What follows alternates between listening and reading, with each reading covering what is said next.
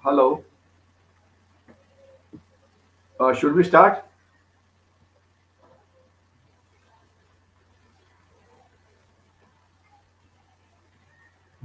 Okay. Jai Hind, this is Brigadier Hemant Mahajan. We will carry out another security scan for the week that is ended today. In this, we will cover various measures that we are taking to counter hybrid oblique grey zone war, which has been launched by China against us. So let us start with some of the important events that occurred in this week. First is that we have a PSU, one PSU or public sector undertaking which carries out shipbuilding. And the good news is that this PSU has basically started building seven ships for foreign vendors, for foreign countries. They are building overall 23 ships, but out of that, seven are for foreign countries. So it's a very good news as far as Atmanirbhar Bharat is concerned or Make for World is concerned. The next issue is about external security.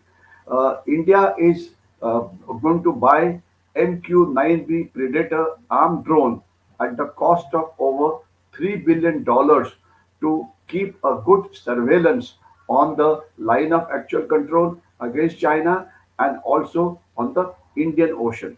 Now, these drones are high endurance, that means they can fly for a long time, and this can be used by Army, Navy, Air Force, and also for a variety of tasks, including maritime surveillance, anti submarine warfare, over the horizon targeting, hitting stationary ground targets, etc. And also, these drones have a much lesser cost of operation as compared to the bigger aircraft that we have. So, this will improve the quality of surveillance and we will be able to keep a tag of what China is doing. The next issue is that Russia has caught one ISIS bomber who was planning for a terrorist attack in India. And it was the Russian intelligence agency FSB which caught him. Now he belongs to ISIS. Though the analysis is that the international organizations like Al Qaeda, ISIS have been trying to get into India over a period of time, but the security agencies have been able to neutralize them the moment they made their entry either in the northeast or in Kashmir. Now, what is happening is that these people want to enter India through international airports of friendly countries where they will not be checked up. So this is like a new modus operandi which we must watch carefully, and we should improve our intelligence cooperation with these friendly countries so that this kind of a attack originating from a different country does not take place. The next issue is about Pakistan. I've been saying that Pakistan is a failed state, and now what has happened is former Prime Minister of Pakistan, Imran Khan, has been charged under Terrorism Act. That means there will be a major fight now between Imran Khan and there will be a power struggle between various political parties, which will mean more public unrest. Another important information with regard to Pakistan is that Pakistan government was having a talks with a terrorist organization called Tehreek-e-Taliban Pakistan or TTP, or they're also called as Pakistani Taliban. Everybody is aware that Pakistani Taliban basically wants to include a lot of part of Northwest Frontier Province, etc., in Afghanistan, and they want to get a very Ugrawadi regime in Pakistan, something akin to which is there in Afghanistan, and they also do not recognize the Durand line. So, if the talks with this TTP is failing, which simply means that Pakistan will be faced with civil unrest, that the violence will increase because of various groups which are from Balochistan, Sindh, Northwest Frontier Province, etc. And all these internal challenges will continue to create violence in Pakistan. But this also means that just to distract the attention of people of Pakistan from all the problems that Pakistan is facing, Pakistan will continue to carry out terror activities in our Kashmir. So therefore, some kind of a violence will continue to happen in our state of Kashmir. The next issue is how are we countering the Chinese hybrid war? Last 1 week, there has been a lot of news on this front. The security agencies have caught 100 plus Chinese loan apps, meaning apps which give loan. And racket has been busted. This was an intelligence based operation, intelligence fusion and strategic operation unit of Delhi police cracked down on this network and has arrested 22 people. They had 100 malicious apps which were blocked. They were used to siphon crores of money from different states, of course, stealing people's data, etc. And the Chinese were involved in it. So it's a good thing. What we have to understand is China is a past master as far as subverting the Indian economy is concerned. We continue to catch them at regular intervals. So we need to increase this and ensure that Chinese activities in India do not get a free run. The moment they go against the laws of the land, they are caught. The next issue is China has infiltrated tremendously in various video games that are there for the small children, be it TikTok, be it Tencent, etc. Now, this actually is a trap for the parents of children because this ensures that propaganda takes place with regard to China. Spyware is installed in these kind of video games by which your data is stolen. So the parents have to be very careful and they must ensure that they do not provide or become an easy prey to China. The next issue is China is known to weaponize everything. Now, what Chinese are doing now, anybody who's against China's Communist Party, they make them as psychiatric patient, send them to hospitals, etc. So this way, a person who's sane otherwise becomes insane because he's put in a mental hospital. Now, China continues to carry out human rights violations of its own people, be it in Tibet, be it in Xinjiang, be it in Mongolia, be it in Hong Kong, and many other places.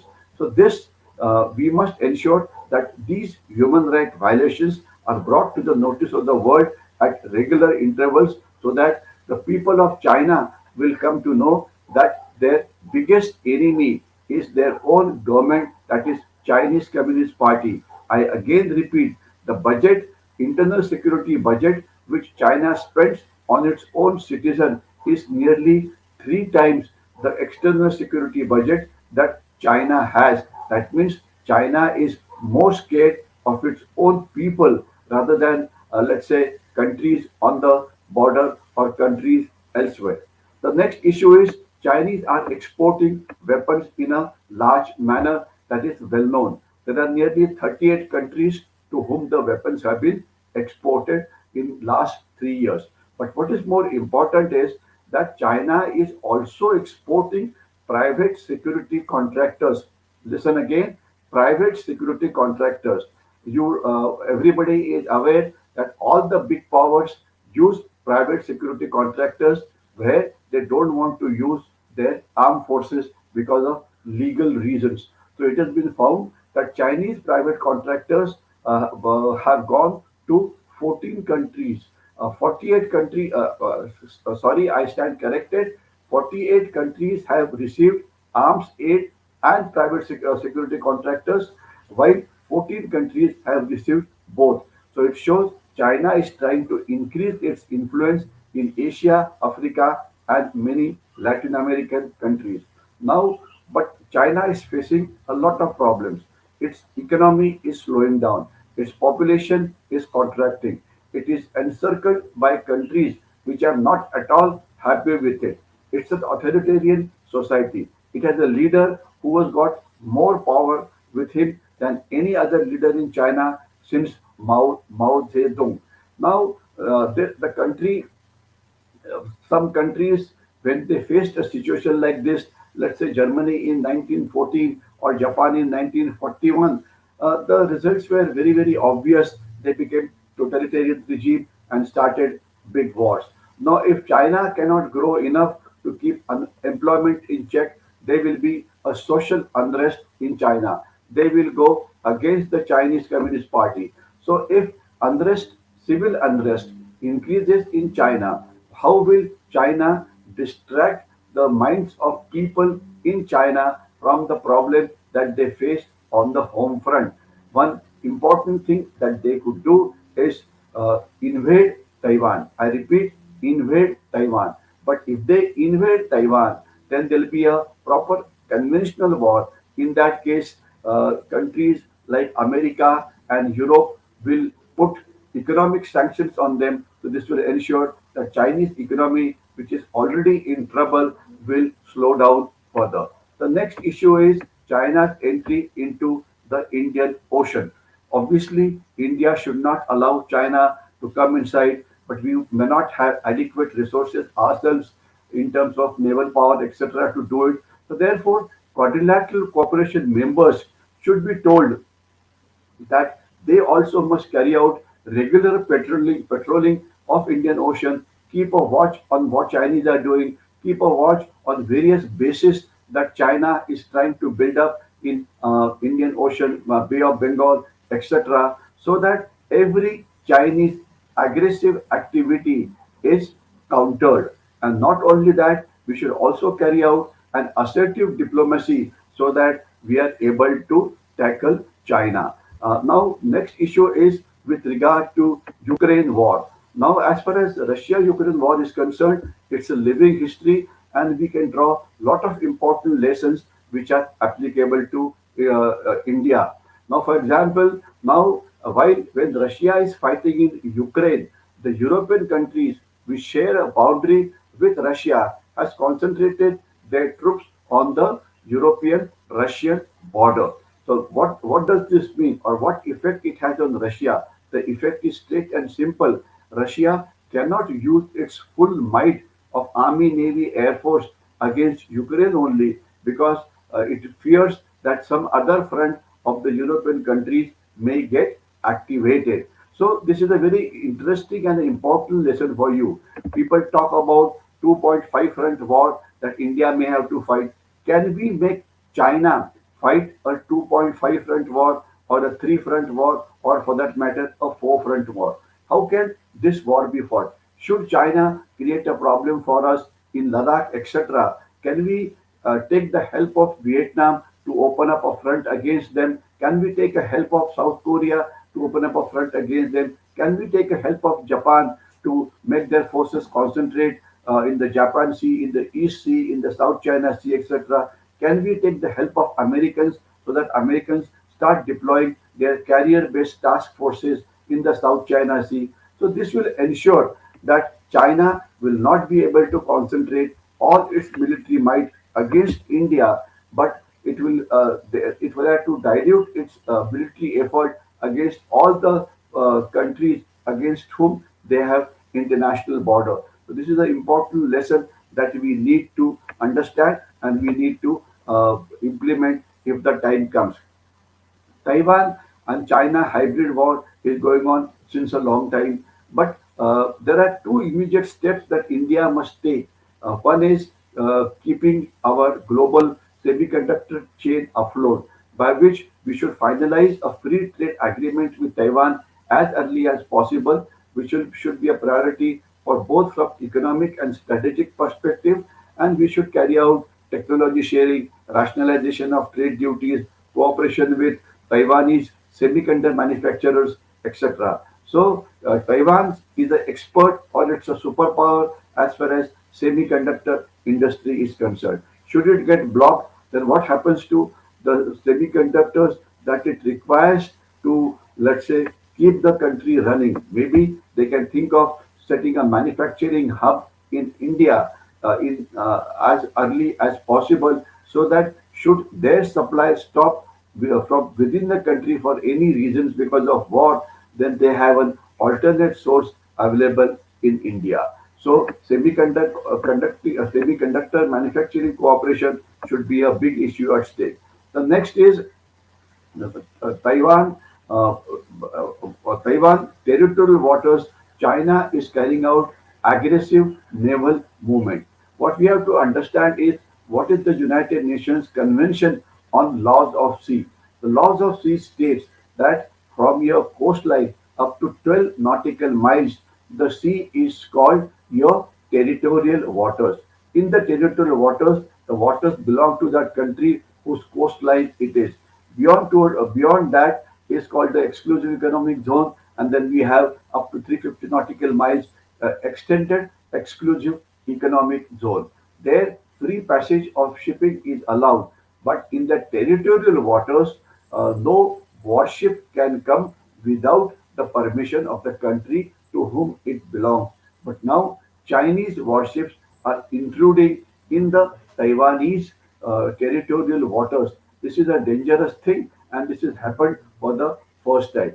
Similarly, uh, uh, Chinese may intrude into Taiwan airspace, may carry out aggressive activities there. So the most important issue is how should it be countered? Will China attack Taiwan? Most people feel that they will not be able to attack Taiwan, because if they do, then the economic sanctions will take place and it will further slow down the Chinese economy. Now, Japan is also taking very significant steps to face the Chinese challenge. It is going to deploy missiles which have a range of 1,000 kilometers, 1,000 kilometers long, which will be there to counterattack China. This is what their news agencies have reported. And these missiles could be existing ones that will be modified to extend the range, etc. And this will be launched. This will be deployed on the islands which are, let's say, vulnerable to the Chinese attack. So this ensures that Japanese defenses become very strong. The next issue is from America. A news report has come from America, which in nutshell says that America today, despite its very big defense industrial complex, is not able to supply Stinger missiles and Javelin missiles required by Ukraine to fight the Russian there because of many reasons. Sometimes critical components are not available, they are not produced in the country, they have to come from outside. So, therefore, the USA is not able to supply weapons to to Ukraine as they are required by them.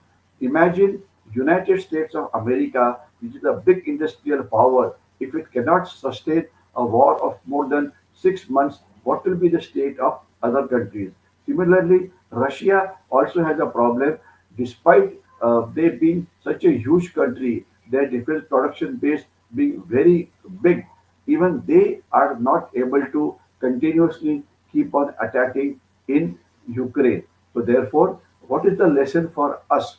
We need to understand that we need to study the logistic constraints that have slowed down the Russia Ukraine war, both on the Ukraine side and on the Russian side. Now, remember, America and Russia have big industrial powers. They manufacture a lot of ammunition, arms, etc. But even they are not able to sustain a long duration war in Ukraine. So, how will we sustain ourselves? Should we have to fight a 2.5 front war of a long duration with Pakistan and China together? We need to work out our plans to build up our logistic resources, because should this take place, then we would not be able to dig a well at that point of time. The next issue is the Russia-Ukraine war goes into 6 months, and what are the lessons that India can take from them with regard to happenings that have taken place since last 1 week? One is war in the information domain or war in the information sphere. What we have to understand is Russia is a past master as far as information confrontation is concerned. But the Ukrainians' experience to Russia's attack gives you a very important information with regard to this weapon. India's strategic community should study the Russian military scientific literature to understand Russian activities and its intention in information domain, and it will give us the insight into role of information warfare as a part of military strategy. Now, Russia has published a lot of material in Russian language and in other languages. We should access all the open source material, unclassified material, and carry out our own assessment. Now, in fact, Ukraine is considered as a testing ground for Russian subversive activities. So we should also benefit from the war literature that comes out of Ukraine. So therefore, Indian researchers have to carry out research of Ukraine as well as that of Russia. This will help us to use information warfare in our fight with either China or Pakistan. The next issue is that it is now well accepted fact that Russia's intelligence agencies did not understand the fighting capability that Ukrainian people would display. So now a lot of such reports have come out. We need to again analyze them because what we have to understand is that it is said that intelligence is the first line of defense in any type of warfare. So we must study them and ensure that we don't make the mistakes which the Russians made in Ukraine. The next point is that there are a lot of private armies which Russia is using in Ukraine. According to the Ukrainian commanders, Wagner fighters, Wagner is a private security company, have proved to be indispensable to Russia in few successes that they had in Donbass. Uh, Now Russian media is going gaga over all the good work that is done by Wagner. The private armies is a in thing, be it China, Russia, USA. We need to study what kind of activities they do, which cannot be done by armed forces, and we also should consider as to what role we should have for the private armies in the Indian conditions. Should we use the private armies? There are a lot of private security companies that are there in case of a 2.5 front war. Should we use them, let us say, for guarding our roads, guarding important installations, guarding other things, etc.? Meaning they can be given a role by which the paramilitary forces or the central armed police forces which are there, they could be used for more offensive tasks. So we need to appreciate this part. As far as we are concerned now, national interest is taking priority as far as India's foreign policy is concerned. For the first time, today's newspaper talk about India having voted against Russia in the United Nations Security Council on an issue with regard to Ukrainian president addressing the United Nations Security Council. Now, India is also ensuring that the United Nations agencies are put on the front foot and they work and do what they are supposed to do. India has moved on the center stage on many issues like climate change and trade, etc. India has shown its willingness to follow international rules, international order, and laws which are accepted internationally.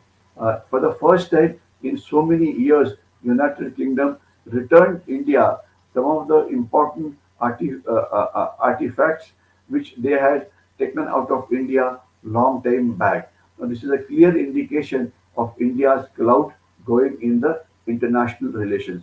And the last good information is that India in the year 2021-22 has exported items and technology worth 13,000 crores, which is a 54% improvement on the kind of trade that we did outside. So this is a very, very good news, and it only means that India is able to guard its national interest at all levels. I'll stop here.